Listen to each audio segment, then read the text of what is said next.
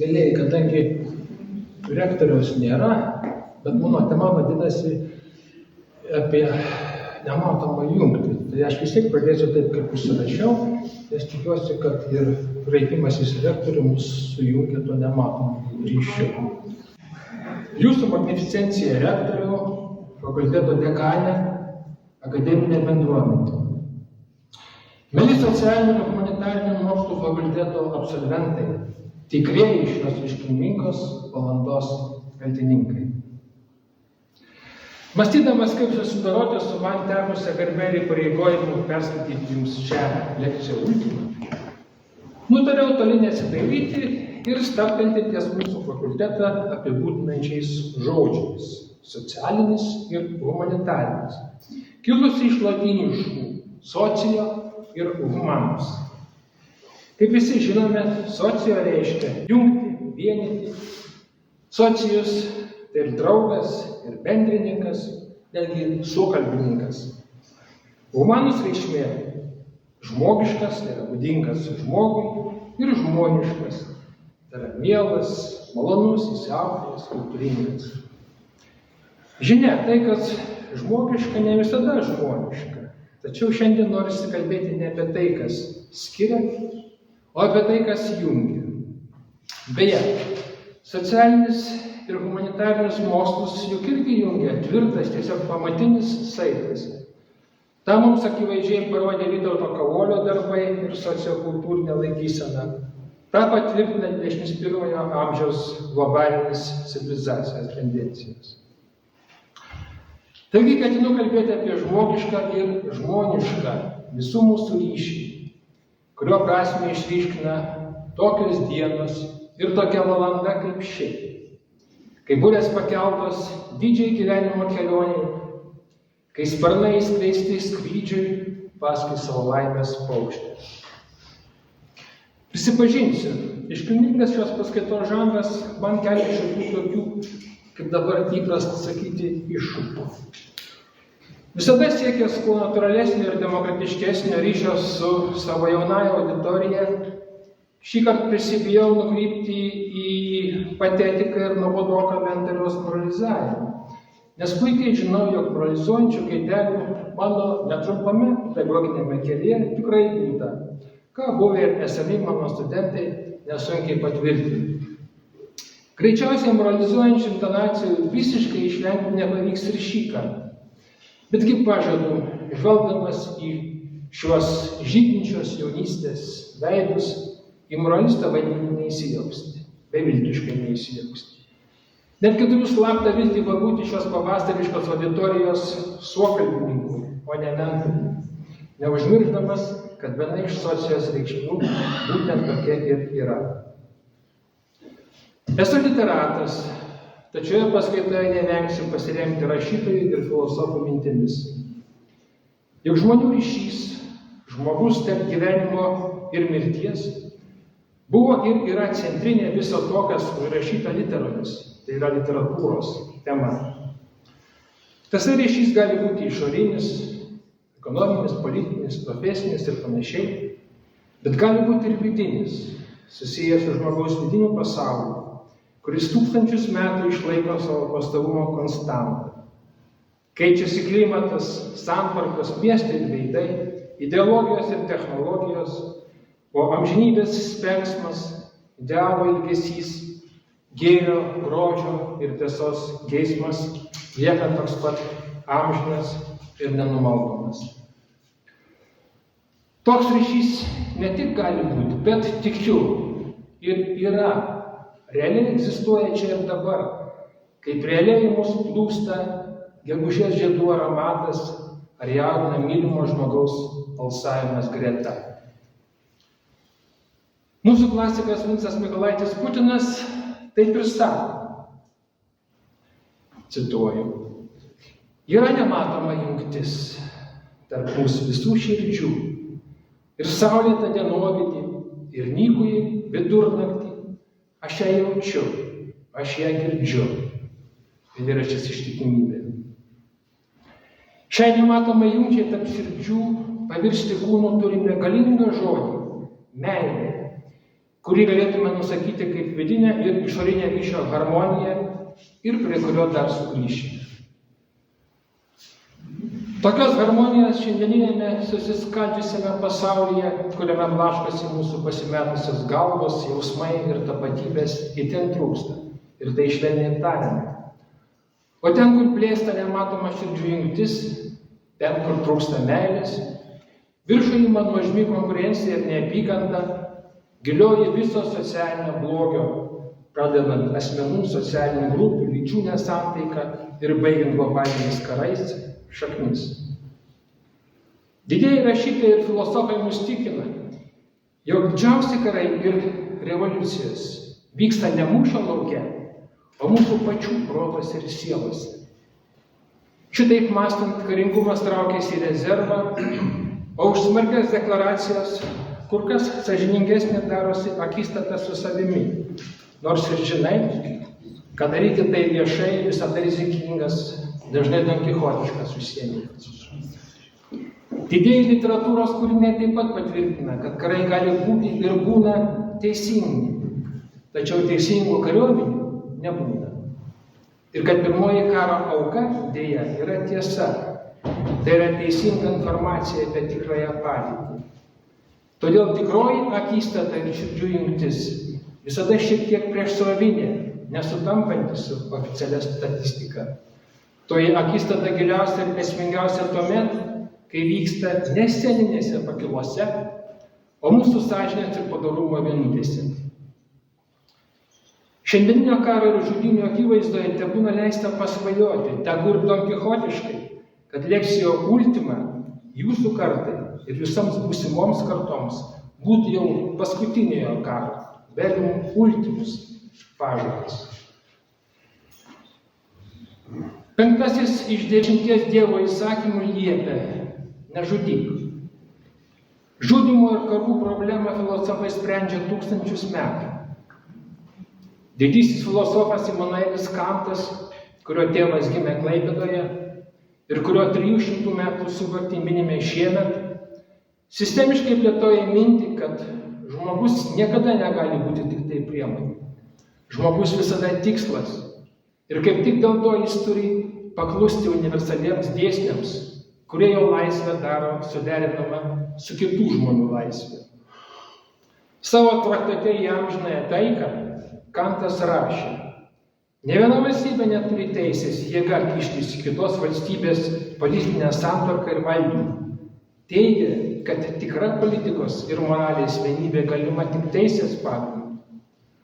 Kantas mąstė apie žmogaus vietą pasaulyje ir siekė išsiaiškinti, ko reikia, kad žmogus būtų vertas savo vardo. Ar ne to paties siekia, ar bent jau turėtų siekti ir socialinių bei humanitarinių mokslų studijos. Kantas kalbėjo apie laimę kaip galutinį žmonių giminės tikslą ir apie meilę kaip pamatinę laimę kuriančią jėgą. Taigi apie tai, apie ką šią valandą svajoja ir į ką veržiasi jūsų jaunos širdys. Dar nesu taip paveiktas Alzheimerio, kad neprisiminčiau, apie ką prieš 50 metų svajojau ir kur veržiausi aš pats.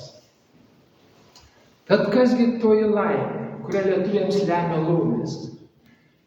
Senovės išminčiai neskubėjo atsakyti į šį klausimą. Kai Lydijos karalius paklausė Solomo, vieno iš 7 išminčių, kas jo nuomonė yra pats laimingiausias žmogus, Solomas atsakė: nė vieno nevalia vadinti laimingu, nesulaukus jo gyvenimo pabaigos. Mieli absolventai, jūsų savarankiškas, brandusis gyvenimas tik prasideda. Psichologai linki jums tobulos savirealizacijos ir visokiojopo laimės hormonų, endorfino, serotonino, dopamino, melanino, imunoglobalino, gausinimą bei dauginimus. Gyvenimo ekspertai maitina sėkmės istorijomis, raginami tapti lyderiais, startuoliais ir vienaragiais. O šmaikštuoliai priduria: sėkmės nepakanka, reikia, kad nepasisektų kitiems. Žiniasklaida kalte kala, kad šviesią ateitį mūsų užtikrins tvarumas, sanglauda, įtrauktis. Na, o reklama žada, kad laimingus mus padarys sveikas maistas, smagios atostogos ir vaistai nuo vidurių užkietėjimo. O štai poetai ir filosofai tikina, kad žmonės būna laimingi tuomet, kai pajunta bendrumą, bendrą esatį su kitais, su aukštesniuoju kitu ar kita. Nelaimingas tas, kuris pasijunta vienas vienužis nebūties akivaizdoje. Pradžios knygoje skaitome, kad Dievas, sukūręs žmogų pagal savo paveikslą ir apgyvendinęs į Edeno sodę, iš karto pastebėjo rimtą žmogiškos būties spragą. Ir ištarė žodžius, kuriuos galėtume laikyti kertiniu visos sociologijos ir humanistikos akmeniu. Štai tie žodžiai. Negera žmogui būti vienam. Pradžios knyga, 2:18. Įsidėmėtina, kad Dievas, sutvėręs dangų ir žemę, jūras ir dangaus šviesulius, augalus ir gyvius, po kiekvieno kūrimo akto pasidžiaugia savo darbo vaisiais. Pradžios knygoje 6 kartus pakartoja frazę, kuri išreiškia jo didį pasitenkinimą. Ir Dievas matė, kad tai gera. Tačiau po žmogaus sukūrimo šie žodžiai atskirai jau neištariami. Pasitenkinama tiesiog apibendrinimu skirtų visai tvarinijai. Dievas apžvelgė visą, ką buvo padaręs ir iš tikrųjų matė, kad buvo labai gera. Kodėl kūrėjas taip prielankiai įvertinęs pasaulio radimąsi iš tamsos ir chaoso, neskubėjo atskirai pasidžiaugti žmogaus, kaip besąlygiško gėrio sutvėrimu? Matyt, jau iš anksto buvo įvertinęs žmogaus prigimties trapumą, jo neatsparumą gundymams ir tą faktą, kad tobulame Edeno sode Adomas su Ieva ilgai neužsibus ir kad po nuopuolio pats Dievas ištrems juos iš rojaus į nuodėmingą žemę, primindamas griežtai ir neatšaukiamai: dulkė esi ir į dulkės sugrįši. Šitaip žmogui primenama, kad jis pats pasirinko gyventi ne rojuje, o žemėje, tame vargų slėnyje ir ašarų pakalnėje, kurioje duona pelnama savo veido prakaitu ir kurios nuolatiniai palydovai yra kančia ir mirtis. Išties, į pasaulį žmogus ateina per skausmą ir kančią. Tai užkoduota pačioje jo prigimtyje, o menininkai kūrėjai dar choro pridurtų: visa, kas geriausia, gimsta kančiose. Ir tada laimingo gyvenimą jau nebeišeina sieti su serotoninais bei patiriamų malonumų kiekiu. Juolab, kad laimė pasaulyje, kuriame žudoma, griaunama ir prievartaujama, veda į hedonistinį užsimiršimą, o galiausiai į egoistinį aklumą ir kurtumą. Šie klausimai visada rūpėjo sąžiningiausiams žmonijos protams, o 20 amžiuje iškilo ypač aštriai. Egzistencialistas Albertas Camus formulavo tiesiai šviesiai: gėda būti laimingu vienam. Tuomet nebegali, kaip sistemiškasis Kantas, pasikliauti apšvietos nuostatą, kad laimę gali suteikti vien protas ir pažinimas. Nes žinojimas nepadaro žmogaus laimingu. Veikiau atvirkščiai, panašiai kaip biblinis pažinimas, per nuodėmę ištremia žmogų iš rojaus. Tad ką daryti? Kuo tikėti ir pasitikėti? Kokius kelius rinktis? Pamėginkime dar kartą, akompanuojant pavasario žiedų ir kvapų orgijai, stabtelėti ir įsiklausyti į save, o sykiu ir į tai, kas tveria ilgiau už mus, kas anapus mūsų. Gal pavyksta ne tik klausyti ir žiūrėti, bet girdėti ir matyti, pajausti ir suvokti, kad didysis laimės ilgesys tai paslėptas išsivadavimo iš blogio ir mirties pasaulio, iš erdvės ir laiko ribotumo troškimas, neišraunamas sielos ir kūno geismas patirti būties pilnatvę, susilieti su visais ir visa. Jausti ir girdėti, jog tikrai yra nematoma jungtis tarp mūsų visų širdžių. Šitokią jungtį galėtume įsivaizduoti kaip nemeluotą žmonių ryšį, kuris bodisi vien socialinio paviršiaus kedenime, kuris visada priešsrovinis, esami ideologizuotų galios struktūrų atžvilgių ir kuris nesuderinamas su prievarta bei naudos siekimu. Apie tokį ryšį svajota jau nuo antikos laikų, apmąstant tokias sąvokas kaip simpatija ir santarvė, latiniškai konkordija. Beje, konkordija ir reiškia ne ką kitą kaip širdžių jungtį, kon, su, cordis, širdis. Romėnų mitologijoje konkordija buvo vaizduojama kaip brandi moteris, kairėje rankoje laikanti gausybės ragą, o dešinėje alyvmedžio šakelė, taikos simbolį.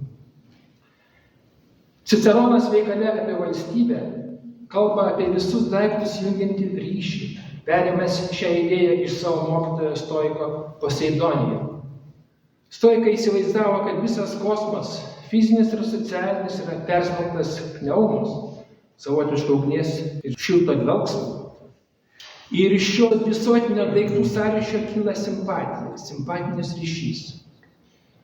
Bet tik tai ne kas kita kaip nematoma jungtis, savotiška socialumo forma, kurią įmanoma pavadinti vertikaliuoju socialumu.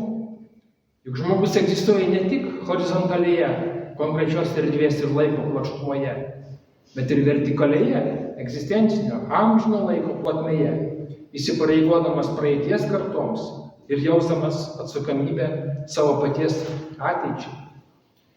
Juk pamatinis žmonių bendrystės principas tai kontraktas tarp mirusiųjų, gyvenančiųjų ir gimsinčiųjų, o bendruomenė, įskaitant ir tą, kuriai dabar atstovaujame, nėra tik vienu momentu egzistuojantis sinchroninis pjūvis. Subtiliausiai tai jaučia kūrybos žmonės, poetai. Pasak Marcelijaus Martinaičio, tikrų poetų tautą sudaro visi mirusieji, visi gyvieji ir visi, kurie gims.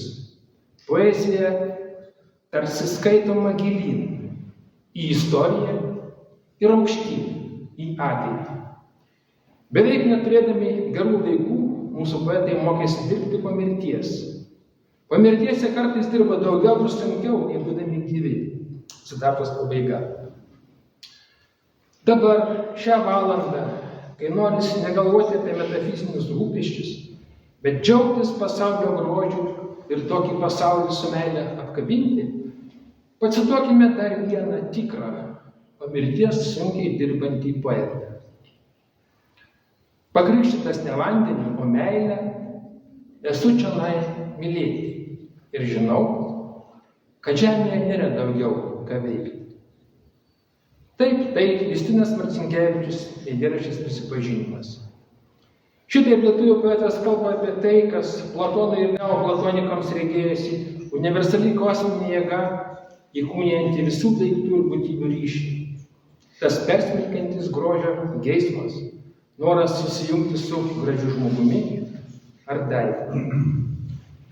O kaip dainuojama apie meilę nūdien, interneto, dirbtinio apvaisinimo ir dirbtinio intelekto, trumpųjų žinučių, trumpų sueičių ir ilgų išsiskyrimų, krizių, depresijos ir panikos atakų gadynėje. Išties, mūsų laikais, kai vertybės keičia interesai ir naudos siekimas, meilė ir šeima keičia sekso ir partnerystės santykiai, iš meilės dažnai lieka akla aistra, pramoga, kolekcionavimas, sportas. Žinoma, visą tai dosniai peni pramogų industrija, kuri tik trina rankas, linksmindami mus karštais vakarėliais, ilgiausio bučinio, šlapių marškinėlių ir svarbių šventėmis. Kągi, cinikas čia galėtų ir pakikenti, tačiau cinikams visada galima priminti, kodėl jie cinikai. Mat, jie visada žino viso ko kainą, bet niekada nežino vertės. Literatūra ir poezija, ačiū Dievui, nepavargsta mums nuolat priminti meilės vertę. Nes literatūra, žodžio menas yra visų pirma kalbos meilė ir meilė kalbai. Ta primena ir chrestomatinė, sakyčiau, testamentinė Mikalojaus Daukšos ištarmė. Kalba yra bendras meilės ryšys. Meilės ryšys. Vienybės motina, pilietiškumo tėvas, vienybės sargas. Mėlėjai absolventai, Šiandieną jūsų širdis kupinos pavasariško ūpo. Jūsų rankos nekantrauja nuveikti didžius darbus, o akys viltingai žiūri į horizontą. Jūsų burės jau pakeltas, tegu jas plačiai išskleidžia palankus Baltijos vėjas, nešdamas jūs per visas gyvenimo jūras ir plukdydamas į išsvajotąjį laimės ir meilės uostą. O jūsų patikimiausias kompasas tai būna toji nematoma širdžių jungtis, kuri palaiko mus ir saulėtą dienovidį, ir nykulį vidunaktį. Nes tai jėga galinti sujungti Boružę su žvaigždynais.